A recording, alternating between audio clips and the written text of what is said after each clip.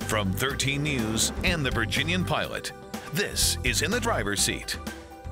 Good morning, Hampton Roads. I'm Vanessa Correa from 13 News Daybreak here with my colleague Larry Prince of the Virginian-Pilot Drive section. Good morning, Larry. Good morning, Vanessa. And so we revisit a car that we first saw about 3 months ago in June. This is our long-term loaner, the Volkswagen Jetta.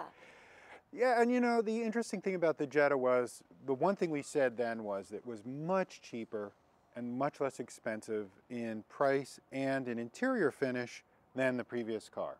And wanted to see if that affected durability and reliability. And you know, 3 months later, I have to say, absolutely not.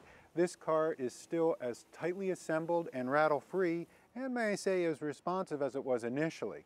Now, this one really worked well. They were talking about 27.5 miles per gallon overall, which is pretty good. You know, it's a 5-cylinder, so you're between a 4-cylinder and a 6-cylinder in power and fuel economy. And I'd say 27 miles per gallon is pretty reasonable. One of the cost-cutting measures for this 2012 Jetta was here in the interior.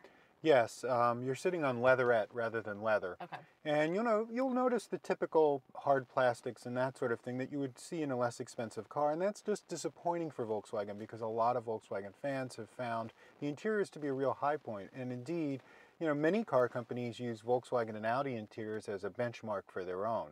This is probably not one they're going to do. That said, everything's tightly assembled, nothing rattles, and everything works fairly well. It's a fairly simple interior.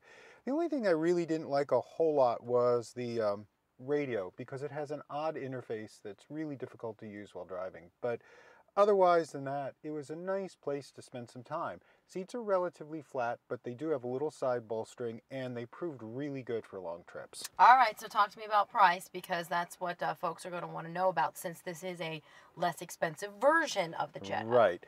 The Jetta starts right at just over $16,000. This is the top of the line SEL, and it's pretty well equipped with a sunroof and navigation and satellite radio, so right up around $24,000 for that.